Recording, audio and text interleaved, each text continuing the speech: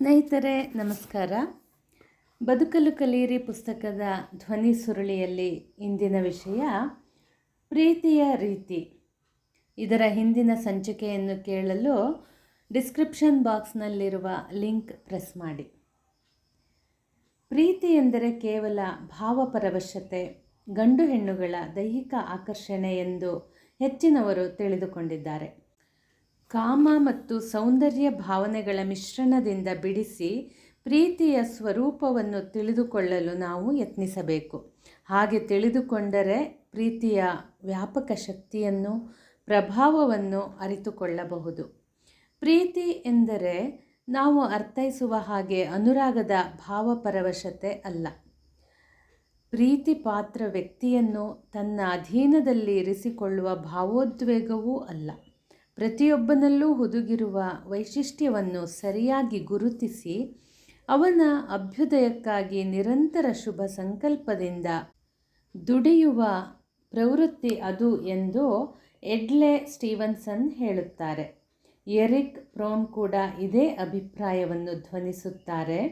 ಒಬ್ಬ ವ್ಯಕ್ತಿಯನ್ನು ಪ್ರೀತಿಸುವುದು ಎಂದರೆ ಅವನ ಬೆಳವಣಿಗೆಯ ಬಗ್ಗೆ, ಸರ್ವತೋಮುಖ ಪ್ರಗತಿಯ ಬಗ್ಗೆ ತಾನು ಜವಾಬ್ದಾರನೆಂಬ ಭಾವನೆಯನ್ನು ತಳೆದು ಆತನನ್ನು ಗಮನವಿಟ್ಟು ನೋಡಿಕೊಳ್ಳುವುದು ಎಂಬ ಅರ್ಥ ಸೂಚಿತವಾಗುತ್ತದೆ. ಕೊಳಚೆ ಪ್ರದೇಶದ ಮಕ್ಕಳಿಗೆ ವಿದ್ಯೆಯನ್ನು ನೀಡಿದ ಶೀಲಾ ರೂರ್ಕೆ ತೋರಿದ ಪ್ರೀತಿ ಮೇಲಿನ ರೀತಿಯದ್ದೇ. ಆಕೆ ಪ್ರತಿಯೊಬ್ಬ ವಿದ್ಯಾರ್ಥಿಯ ಕಡೆಗೂ ಸಾಕಷ್ಟು ಗಮನವಿತ್ತು ಅವರ ಅಭಿರುಚಿ, ಸಂಸ್ಕಾರ, ಸಾಮರ್ಥ್ಯ, ದೌರ್ಬಲ್ಯಗಳನ್ನು ಪರಿಶೀಲಿಸಿ ಅವರ ಅಭ್ಯುದಯಕ್ಕೆ ಏನು ಮಾಡಬೇಕೆಂದು ಯೋಚಿಸಿದ್ದಳು. ಅಂದರೆ ಮಕ್ಕಳನ್ನು ತಿಳಿದುಕೊಳ್ಳಲು ಸಮರ್ಥಳಾಗಿದ್ದಳು. ಅವನ ನೋವು ನಲಿವುಗಳನ್ನು ತಿಳಿದುಕೊಂಡು ಅವನ ಅಭಿವೃದ್ಧಿಯ ಅವಶ್ಯಕತೆಗಳನ್ನು ಪೂರೈಸಲು ಪ್ರಯತ್ನಿಸಿದ್ದಳು. ಪ್ರತಿಯೊಬ್ಬ ವಿದ್ಯಾರ್ಥಿಯೂ ಬಾಲಸಹಜ ಚಾಪಲ್ಯದಿಂದ ನೀಡಿದ ಕಿರುಕುಳವನ್ನು ನೊಂದುಕೊಳ್ಳದೆ ಕ್ಷಮಿಸಿದ್ದಳು. ಪ್ರೀತಿಯನ್ನು ತೋರಿಸಿದ್ದಳು ಎಂದರೆ ಅವರನ್ನು ಮನಬಂದಂತೆ ವರ್ತಿಸಲು ಬಿಟ್ಟವಳಲ್ಲ. ಏಟು ಕೊಡಬೇಕಾದ ಸನ್ನಿವೇಶದಲ್ಲಿ ಅಪರಾಧಕ್ಕೆ ಅನುಗುಣವಾಗಿ ಬೆತ್ತದ ಉಪಯೋಗ ಮಾಡಿದ್ದಳು. ತಪ್ಪು ಮಾಡಿದಾಗ ಶಿಕ್ಷೆ ನೀಡಿದಂತೆ ಮಕ್ಕಳ ಗುಣ ವೈಶಿಷ್ಟ್ಯಗಳನ್ನು ಗುರುತಿಸಿ ಪ್ರೋತ್ಸಾಹ, ಪ್ರಶಂಸೆಗಳನ್ನು ನೀಡಿದ್ದಳು. ಆ ಮಕ್ಕಳ ಶುಭ ಚಿಂತನೆಯಿಂದ ಶ್ರಮವಹಿಸಿ ದುಡಿಯುತ್ತಾ ಅವರನ್ನು ತಿದ್ದಿ ಬೆಳೆಸಲು ದೀರ್ಘಕಾಲ ಪ್ರಯತ್ನಿಸಿದ್ದಳು. ಸಂಬಳ ತೆಗೆದುಕೊಂಡದ್ದಕ್ಕೆ ಕನಿಷ್ಠ ಮಟ್ಟದ ಕೆಲಸ ಮಾಡಿ ಮುಗಿಸಿದ್ದರೆ ಯಾರೂ ಅವಳನ್ನು ದೂರುತ್ತಿರಲಿಲ್ಲ. ಅವಳ ಸದ್ಭಾವನೆ, ಸದಾಶಯಗಳನ್ನು ಅರಿಯದವರು ಇವಳೇಕೆ ಇಷ್ಟೊಂದು ಒದ್ದಾಟ ಮಾಡುತ್ತಿದ್ದಾಳೆ, ಸಂಸಾರದ ತಾಪತ್ರಯವಿಲ್ಲವೆಂದು ಕಾಣುತ್ತದೆ, ಬೇರೆ ಕೆಲಸವಿಲ್ಲ, ಇಲ್ಲವಾದರೆ ಈ ಮಕ್ಕಳನ್ನು ಸರಿಪಡಿಸಲು ಯಾರಿಗೆ ಸಾಧ್ಯ, ಬೇರೆ ಏನಾದರೂ ಲಾಭ ಇದ್ದರೂ ಇರಬಹುದು ಎಂದು ಹೇಳಿರಬಹುದು. ಆದರೆ ಪ್ರೀತಿಯ ಶಕ್ತಿ ಅಂಥದ್ದು. ಪ್ರೀತಿಸುವ ವ್ಯಕ್ತಿ ಪ್ರೀತಿ ಪಾತ್ರನಿಗಾಗಿ ಮಾಡುವ ತ್ಯಾಗ ಮತ್ತು ಸೇವೆ ಇತರರಿಗೆ ಅತಿಯಾಗಿ ಕಾಣಬಹುದು. ಮಗು ರೋಗ ಪೀಡಿತನಾಗಿ ಅತ್ತು ಕರೆಯುತ್ತಿರುವಾಗ ತಾಯಿ ಹಾಯಾಗಿ ನಿದ್ರಿಸಬಲ್ಲಳೆ? ನಿದ್ರೆಯನ್ನು ತೊರೆದು ಹಲವು ತೊಂದರೆಗಳನ್ನು ಎದುರಿಸಿ ಆಕೆ ಮಗುವಿನ ಆರೈಕೆ ಮಾಡಲು ಸರ್ವ ಪ್ರಯತ್ನ ಮಾಡುವಳು. ಪ್ರೀತಿಯ ಇಂಥ ಅಭಿವ್ಯಕ್ತಿಯಿಂದಲೇ ಮನುಷ್ಯ ತನ್ನ ಶೈಶವದ ಅಸಹಾಯ ಸ್ಥಿತಿಯಿಂದ ಪಾರಾಗುತ್ತಾನೆ. ಪ್ರೀತಿಯ ಇಂಥ ಅಭಿವ್ಯಕ್ತಿ ಉಂಟಾದಾಗಲೇ ಮಕ್ಕಳಲ್ಲಿ ಆತ್ಮಗೌರವ, ಆತ್ಮಶ್ರದ್ಧೆಯಿಂದ ತನ್ನದೇ ಆದ ವಿಶಿಷ್ಟ ವ್ಯಕ್ತಿತ್ವ ರೂಪಿಸಿಕೊಳ್ಳಲು ಸಾಧ್ಯ. ಅಧ್ಯಾಪಕಿಯಾಗಿದ್ದ ಶೀಲಾ ರೂರ್ಕೆ ಅಂಥ ಪರಿಶುದ್ಧ ಪ್ರೀತಿಯನ್ನು ಆ ನತದೃಷ್ಟ ಮಕ್ಕಳೆಡೆಗೆ ಹರಿಸಲು ಸಮರ್ಥಳಾದುದರಿಂದಲೇ ಅವರು ತಮ್ಮ ಕಾಲ ಮೇಲೆ ತಾವು ನಿಂತು ಸಭ್ಯ ಜೀವನ ನಡೆಸಲು ಸಮರ್ಥರಾದರು. ಪ್ರತಿಯೊಬ್ಬ ವಿದ್ಯಾರ್ಥಿಯನ್ನು ಪ್ರೀತ್ಯಾದರಗಳಿಂದ ನೋಡಿಕೊಂಡಿದ್ದೆ ಎಂಬ ಸಾಮಾನ್ಯವಾಗಿ ತೋರುವ ವಾಕ್ಯದ ಹಿಂದೆ ಎಷ್ಟೊಂದು ಸ್ವಾರ್ಥ, ತ್ಯಾಗ ಮತ್ತು ಸೇವಾ ಮನೋಭಾವದಿಂದ ಮಾಡಿದ ಕಾರ್ಯ ಅಡಗಿದೆ ಎಂಬುದು ನಿಮಗೆ ಈಗ ಸ್ಪಷ್ಟವಾಗಿರಬೇಕು. ನಿಮ್ಮಲ್ಲೂ ಉಕ್ಕಲಿ ಪ್ರೀತಿಗಾಗಿ ತ್ಯಾಗ, ಸೇವೆಗಾಗಿ ಪ್ರೀತಿ. ಮುಂದಿನ ವಿಷಯ ನಿಮ್ಮ ಆದರ್ಶ. ನೀವು ಜನಪ್ರಿಯರಾಗಬೇಕು ಎಂದುಕೊಳ್ಳುವಿರಾ? ದಾರಿ ಕಾಣದಾಗಿದೆಯೇ? ಉಪಾಯ ಇಲ್ಲಿದೆ. ಜನರ ವೈಶಿಷ್ಟ್ಯ, ಸಾಮರ್ಥ್ಯ, ದಕ್ಷತೆಗಳನ್ನು ಗಮನಿಸಿ, ಗುರುತಿಸಿ ಹೃತ್ಪೂರ್ವಕವಾಗಿ ಆನಂದಿಸಬಲ್ಲಿರಾ? ಅವರನ್ನು ಪ್ರೋತ್ಸಾಹಿಸಬಲ್ಲಿರಾ? ತಾಳ್ಮೆಯಿಂದ ಅವರ ಹಿತಚಿಂತನೆ ಮಾಡಬಲ್ಲಿರಾ? ಅವರಿಗಾಗಿ ದೇವರಲ್ಲಿ ಪ್ರಾರ್ಥಿಸಬಲ್ಲಿರಾ? ಎಂದರೆ ಜನರಿಗೆ ನಿಸ್ವಾರ್ಥ ಪ್ರೀತಿಯನ್ನು ನೀಡಬಲ್ಲಿರಾ? ಹೌದು ಎಂದಾದಲ್ಲಿ ನೀವು ಜನರಿಂದ ಅಪಾರ ಪ್ರೀತಿಯನ್ನು ಗಳಿಸಬಲ್ಲಿರಿ. ನೀವು ಸುಲಭವಾಗಿ ಒಳ್ಳೆಯ ಚಿಂತನಶೀಲ ವ್ಯಕ್ತಿಗಳು, ಸಂಶೋಧಕರು ಆಗಬೇಕೆಂದಿರುವಿರಾ? ನೀವು ಆರಿಸಿಕೊಂಡ ಅಧ್ಯಯನದ ವಿಷಯವನ್ನು ಮನಸಾರೆ ಪ್ರೀತಿಸಿರಿ.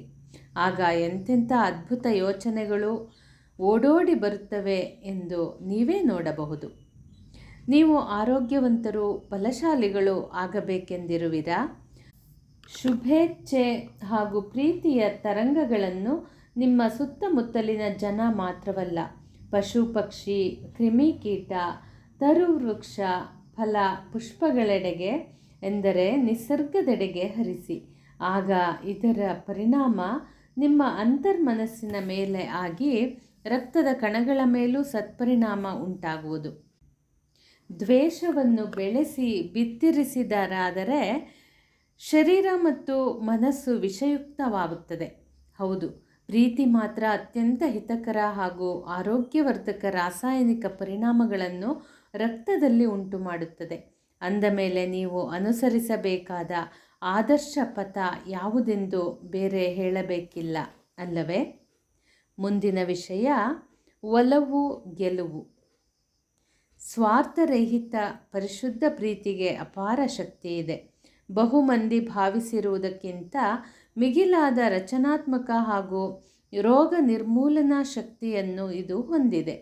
ಶಾರೀರಿಕ, ಮಾನಸಿಕ ಹಾಗೂ ನೈತಿಕ ಆರೋಗ್ಯಕ್ಕೆ ಅತ್ಯವಶ್ಯಕವಾದ ಜೀವನದಾಯಿ ಶಕ್ತಿಯೇ ಈ ಪ್ರೀತಿ. ಅಹಂಕಾರಿಗಳಿಗಿಂತ ಪರಹಿತಾಸಕ್ತರಾದ ನಿಸ್ವಾರ್ಥ ಪ್ರೀತಿಯನ್ನು ನೀಡುವ ಜನ ದೀರ್ಘಾಯುಗಳಾಗಬಲ್ಲರು. ಈ ಪರಿಶುದ್ಧ ಪ್ರೀತಿಯಿಂದ ವಂಚಿತರಾದ ಎಳೆಯ ಮಕ್ಕಳು ಈ ಸಮಾಜದಲ್ಲಿ ನೈತಿಕವಾಗಿ, ಸಾಮಾಜಿಕವಾಗಿ ಹಿಂದುಳಿಯುತ್ತಾರೆ. ದೈಹಿಕ ಅನಾರೋಗ್ಯ, ಕುಡಿತದ ಚಟ, ಅಪರಾಧ ಹಾಗೂ ಆತ್ಮಹತ್ಯೆಯ ಪ್ರವೃತ್ತಿಗಳಿಗೆ ಪ್ರೀತಿ ಎಂಬುದು ಅತ್ಯಂತ ಪರಿಣಾಮಕಾರಿಯಾದ ದಿವ್ಯೌಷಧ. ಅದು ದ್ವೇಷ, ಭಯ ಹಾಗೂ ನರಮಂಡಲದ ದೌರ್ಬಲ್ಯವೇ ಮೊದಲಾದ ತೊಂದರೆಗಳನ್ನು ದೂರ ಮಾಡಬಲ್ಲ ಸಾಮರ್ಥ್ಯವನ್ನು ಹೊಂದಿದೆ.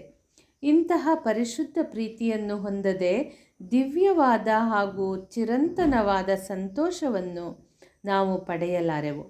ನಿಜವಾದ ಪ್ರೀತಿ ಇರುವಲ್ಲಿಯೇ ಸ್ವಾತಂತ್ರ್ಯ ಹಾಗೂ ಒಳ್ಳೆಯತನ ಗೌರೀಶಂಕರದಷ್ಟು ಎತ್ತರವನ್ನು ತಲುಪುತ್ತದೆ. ಜನಾಂಗವನ್ನು ಉನ್ನತ ಸ್ತರಕ್ಕೆ ಏರಿಸಿ ಅವರ ಧ್ಯೇಯೋದ್ದೇಶಗಳನ್ನು ಉದಾತ್ತಗೊಳಿಸಬಲ್ಲ ಶಕ್ತಿಯೇ ಈ ಪರಿಶುದ್ಧ ನಿಸ್ವಾರ್ಥ ಪ್ರೀತಿ. ಇದು ಅತ್ಯಂತ ಸೂಕ್ಷ್ಮವಾದ ಆದರೆ ಪ್ರಬಲ ಪರಿಣಾಮಕಾರಿಯಾದ ಶಕ್ತಿ. ಸೀಮಾರಹಿತವಾಗಿ ಈ ಪರಿಶುದ್ಧ ಪ್ರೀತಿಯ ಶಕ್ತಿಯನ್ನು ಸಮಸ್ತ ಜೀವಿಗಳೆಡೆಗೆ ಹರಿಸುವುದರ ಮೂಲಕವೇ ಮನುಷ್ಯನ ಅಸ್ತಿತ್ವಕ್ಕೆ ಕುಠಾರಾಘಾತವಾಗುವಂತಹ ಮನುಷ್ಯರೊಳಗಣ ದ್ವೇಷಪೂರಿತ ಒಳ ಜಗಳಗಳನ್ನು ಪರಿಹರಿಸಬಹುದು.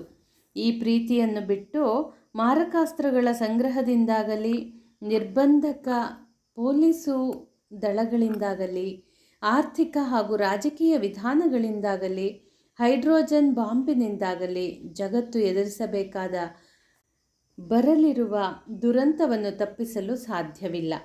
ಪ್ರೀತಿ ಮಾತ್ರ ಈ ಒಂದು ಪವಾಡವನ್ನು ಮಾಡಬಲ್ಲದು.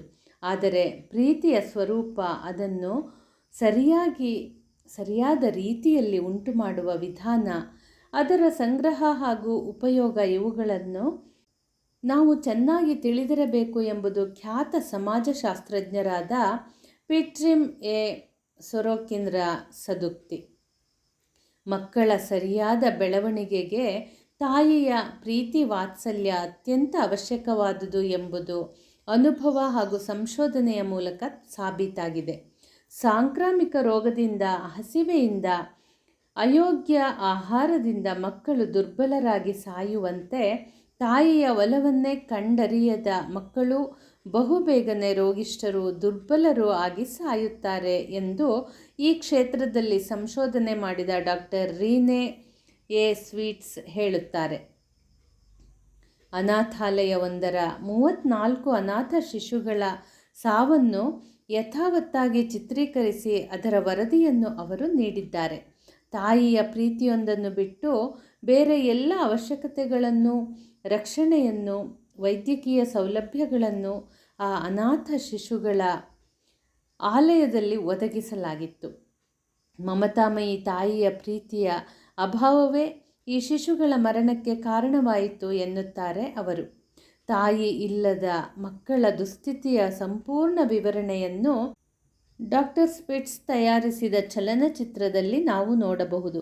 ತಂದೆ ತಾಯಿಗಳ ಅಗಲುವಿಕೆಯ 3 ತಿಂಗಳುಗಳಲ್ಲೇ ಶಿಶುಗಳು ಹಸಿವೆಯನ್ನೇ ಮರೆತವು, ನಿದ್ರಿಸಲು ಅಸಮರ್ಥವಾದವು, ಅವುಗಳ ಮುಖಗಳು ಕಳೆಗುಂದಿದ್ದವು, ಅವು ಅತ್ತು ಸುಸ್ತಾದವು. 2 ತಿಂಗಳು ಅದೇ ಸ್ಥಿತಿಯಲ್ಲಿ ನರಳಿದಾಗ ಬುದ್ಧಿಹೀನ ಮಕ್ಕಳಂತೆ ಕಾಣತೊಡಗಿದವು. 1 ವರುಷ ಮುಗಿಯುವುದರ ಒಳಗಾಗಿ 27 ಮಕ್ಕಳು ತೀರಿಕೊಂಡವು. 7 ಮಕ್ಕಳು 2ನೇ ವರ್ಷದಲ್ಲಿ ತೀರಿಕೊಂಡವು. ಉಳಿದ 21 ಮಂದಿ ಬದುಕಿದ್ದರೂ ಪ್ರೀತಿಯ ಕೊರತೆಯಿಂದಾಗಿ ಬುದ್ಧಿಹೀನವಾಗಿದ್ದವು. ಮಾನಸಿಕ ಹಾಗೂ ನೈತಿಕ ಕುಸಿತಗಳನ್ನು ತಡೆಗಟ್ಟಲು, ಸರಿಪಡಿಸಲು ಪ್ರೀತಿಯ ಶಕ್ತಿಯು ಅತ್ಯಂತ ಅವಶ್ಯಕ.